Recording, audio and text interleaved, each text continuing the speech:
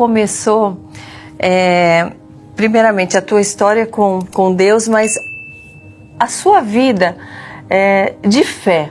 Você já tinha alguma outra fé desde pequena dentro da sua casa ou não? Você não sabiam em quem se apegar? Como que era a pequena Sandra? Pequena Sandra veio de uma família vulnerável. Quando eu digo vulnerável, eu não digo só em termos de estado de pobreza financeira. Sim. De pobreza familiar. Porque às vezes quando nós não temos dinheiro, às vezes não, quando nós não temos dinheiro, mas nós temos o amor, temos o respeito, a dignidade, isso é que se torna uma família. Então a minha casa era uma casa totalmente sem princípios, nenhum princípio. Meu pai era alcoólatra, minha mãe era alcoólatra, até então meu pai era um homem super agressivo, nós dependíamos de doações da nossa cidade. Era você filha única, sou né? Filha única. E seu pai era agressivo com você também ou só com a sua mãe? Uma vírgula para falar do meu pai como pai. Olha. Como pai, assim, meu pai me espancava, meu pai me tratava mal como filha. Não, eu tinha medo dele pelo que ele fazia com a minha mãe. Sim. Mas ele era um pai super amoroso. Tanto é que eu fui rainha de escola de samba e quem me ensinou a dançar a escola de samba, né, tem aquele samba no pé, foi meu pai. Ele me colocava nos pés dele para eu dançar. Então eu não tenho marcas em mim, sim, como pessoas que contam de pedofilia dentro da própria sim. casa, de agressão física, não. A maior agressão que o meu pai fazia, que me machucava, era em minha mãe, e nós como mãe e filha, porque nós éramos muito pobres, então as pessoas de bem aquisitivos, às vezes mandavam comida, o restaurante do domingo, para nossa casa. E meu pai, de raiva da minha mãe, tirava, ele evacuava dentro da panela com a comida, fazia xixi dentro da comida, pra nós não podermos comer. Meu Deus! Então, ainda se ele tirasse, jogasse, acho que era mais fácil do que você olhar aquela comida que você não tinha, né, com fezes dentro e você não poder comer. Meu né, Deus! Tem que jogar. Então, e meu pai era um homem muito bom do lado de fora. E sua mãe não tinha força para buscar uma ajuda com relação a isso? Nós não tínhamos conhecimento. Sim. Nós éramos analfabeta.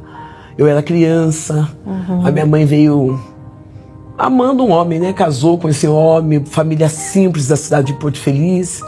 E veio para Boituva, ali não tinha nenhum parente, nos seus pais, sim, do meu pai. Então sim, ela não tinha aonde se apoiar. E nós éramos pessoas pobres, com má índole. Então as pessoas tinham um pouco de receio. De se aproximar de nós, né? E o meu pai... Queria deixar isso aqui registrado porque me emociona muito e sou grata a Deus por isso. Meu pai morreu com 37 anos de idade, em perfeito estado de saúde, em perfeito estado, embora tivesse os vícios do alcoolismo, mas perfeito estado de saúde. Nós frequentamos um terreiro espírita e nós passávamos ali. Da minha casa até o terreiro, existia uma igreja evangélica. Então, quando meu pai passava, ele via as pessoas dizendo glória a Deus, aleluia, né? Aquele mover do céu, ele dizia assim, eu não consigo entender. No meio de todo esse caos, no meio de toda essa pobreza, porque nós éramos pobres, eu não me lembro de ter comprado uma roupa até meus 12 anos de idade. Ele falou, no meio de toda essa pobreza, esse povo crente tem essa alegria toda. Né? Uma palavra crente. Mas ele falou, qualquer dia eu vou entrar. E eu vou entender o que esse povo está falando. Sim. E quando ele entrou, ele entregou a vida dele para Jesus. E no mesmo dia que ele entregou a vida para Jesus, foi o mesmo dia que ele morreu. Olha Deus. Então eu falo, como a misericórdia de Deus é grande demais para nós. Porque meu pai chegou em casa dizendo assim para mim e a mamãe. Ele disse assim, olha, hoje eu entreguei minha vida para Jesus. Deus me deu uma palavra. E a palavra foi que ele está me preparando no lugar. Meu pai estava dizendo, eu quero descanso. Sim. Eu estou cansado dessa guerra espiritual. Porque existe a guerra espiritual. A nossa guerra não é com o nosso irmão. A nossa guerra não é com o bar, não é com o alcoólatra, não é com religiões. Sim. São guerras espirituais. Sim. E meu pai, naquela inquietação, ele falou assim, eu entreguei minha vida para Jesus. A minha mãe não entendeu. Eu vejo minha mãe tomando a decisão de pegar a Bíblia, rasgar a Bíblia e começar a bater no meu pai. E eu nunca vi minha mãe tão alterada como eu vi naquele dia. E ela falou, eu quero que você vá embora. Eu não aceito você cristão aqui dentro de casa. Olha que coisa. Que coisa, né? Ela não quis, não quis não. Eu creio que o inimigo cegou. Sim, espiritualmente. Para que ela não tivesse a oportunidade de conhecer o homem evangélico que Deus ia dar para ela. E Deus, naquele amor tão grande, sabendo também que meu pai não teria estrutura fora da casa, né, sozinho, enfrentando a vida sozinho, ele dorme por conta das minhas lágrimas, ele dorme em casa. E quando é pela madrugada, minha mãe vê uma sombra saindo de dentro do meu quarto. Ela diz, tem gente em casa. Ela acorda meu pai, Gico, acorda, tem gente em casa. Meu pai já estava morto. Nossa. Então eu creio que meu pai foi pro céu, que foi uma conversão instantânea. Deus falou, vou te preparar um lugar, vou te levar. E acabou com 37 anos. Aí ficou duas mulheres, né? Às vezes é no último momento, no último minuto, Deus não desiste. Ele não desiste, ele compreende esse arrependimento genuíno. Ele realmente vê o nosso coração, né? A gente tem a história do momento da crucificação. É isso. Né? O ladrão da cruz, né? Exato, que estava ali do lado, e naquele momento ele falou, eu estou arrependido, o senhor me perdoa? E a oportunidade foi para os dois, aquele que se arrependeu, ele perdoou, ele não olhou para trás primeiro para ver assim, deixa eu ver o que você fez, para ver se dá para alcançar perdão. Porque a intenção de Deus é que todos sejam salvos, essa é a intenção, ele não vai deixar, por mais pecadores que nós sejamos, né? Por maior pecador que você seja, que você se sinta, ele até o último minuto ele vai lutar por você. É um amor tão grande, ele nos fez com tanto amor, querendo nos salvar. O objetivo principal de Deus é esse. Às vezes eu estava comentando com alguns amigos que às vezes nós nos preocupamos tanto com as conquistas dos bens materiais aqui na Terra. Mas quando nós temos um encontro real com Deus, Ele cuida de pequenos detalhes na nossa vida. Eu vejo que após o meu pai falecer, a minha casa virou de ponta cabeça. Às vezes, quando eu vou falar da minha mãe, me traz algumas dores na alma, algumas emoções, porque eu sei que depois de adulto eu fui uma boa filha e fui um exemplo de uma transformação para a vida dela. Mas minha mãe passou tantas dificuldades comigo, uma filha tão rebelde, uma filha tão marota, arrogante. Eu não sabia o que era respeito dentro da casa. Eu agredia minha mãe. Agredia, cuspia no rosto dela, respondia, quebrava as coisas dentro de casa. Você entende que era pelo exemplo? Porque é que eu via dentro do meu lar. Eu não tinha aquele negócio de vamos sentar, vamos dialogar, vamos conversar, vamos fazer. Então, às vezes eu falo assim, tem hora que eu tenho que segurar esse lado carnal que veio do berço, da raiz minha, para ser eu mesma inteira em Cristo. E eu agradeço a oportunidade de estar falando sobre isso, porque tem mães que desistem dos filhos, principalmente nós mães cristãs. Às vezes olhamos nossos filhos indo para caminhos e dizemos assim, eu vou entregar para Deus, Deus faça o que quiser. Eu tenho um exemplo como Ana, quando entregou Samuel. Ela falou, eu entrego, mas eu vou cuidar. De tempo em tempo ela ia lá levar roupa para Samuel.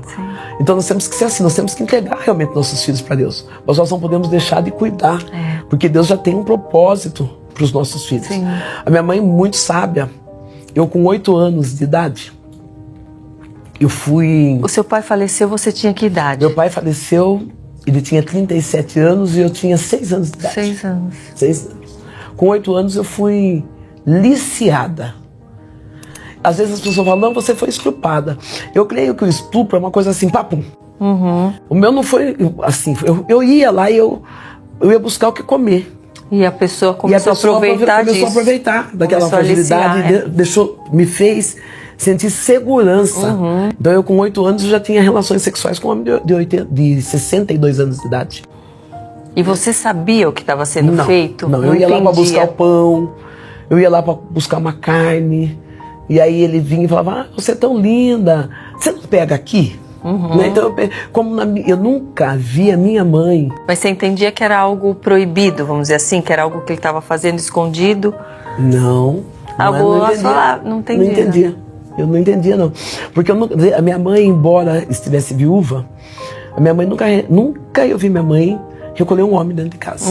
Então, se eu falar para você que depois da viuvez minha mãe teve algum relacionamento, não posso dizer, porque eu não vi. Eu nunca tinha visto cenas de sexo.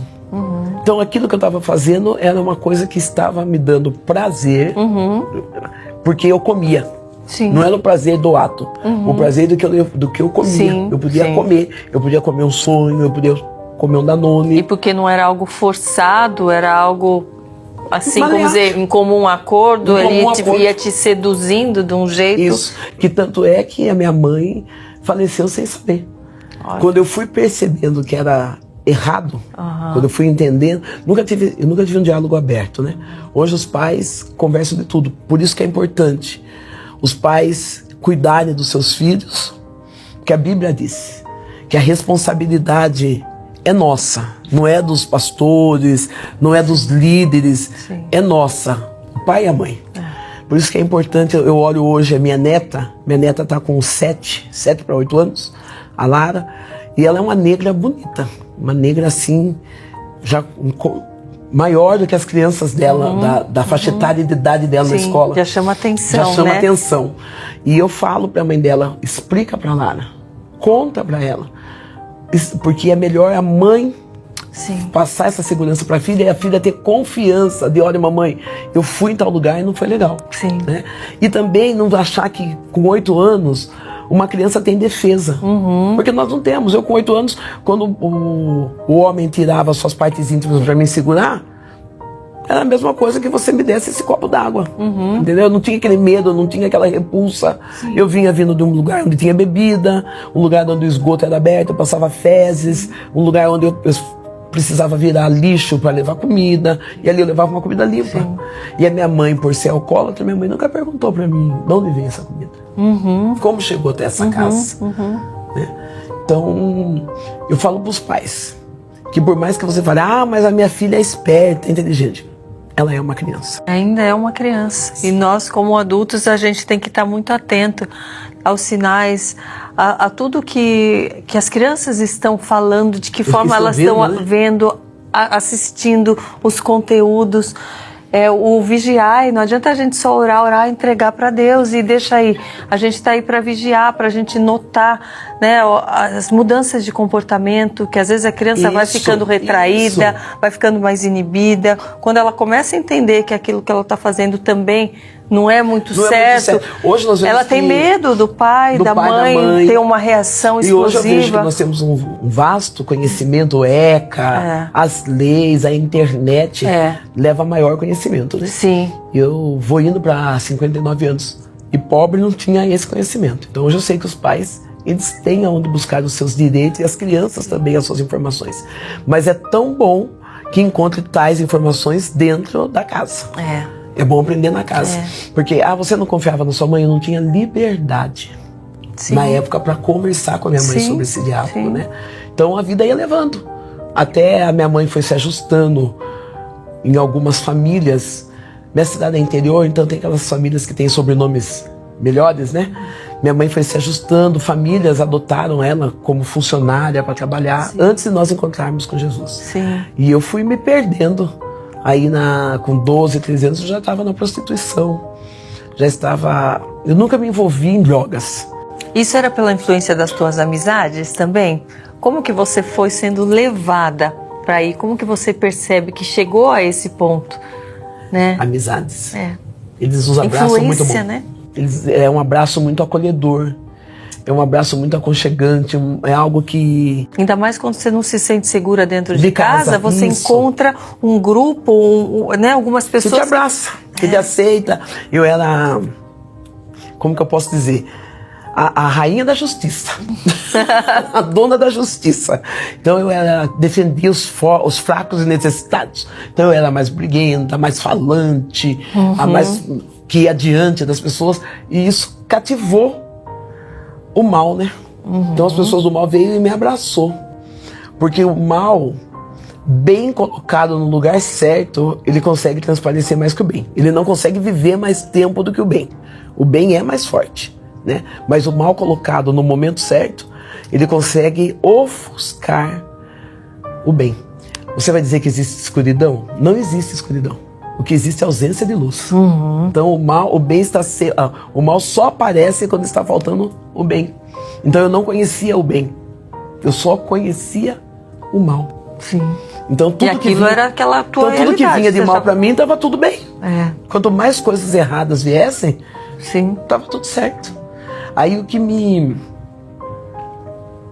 E eu falo que a personalidade forte, isso que você fala que você era a rainha da justiceira. justiça, é a mulher corajosa dos dias de hoje, que a gente fala, vamos ser mulheres fortes, de coragem. Se a gente não tem o discernimento, a gente Usa não adianta pro mal. nada, a gente usa pro mal, até sem saber, achando que está avançando, achando que está Isso, prosperando, isso. achando que está, nossa, conquistando lugares, fazendo e acontecendo, e a gente está se distanciando de Deus. O propósito que Deus tem para Então, nós. muitas vezes a falta de coragem não significa que... Que é covarde.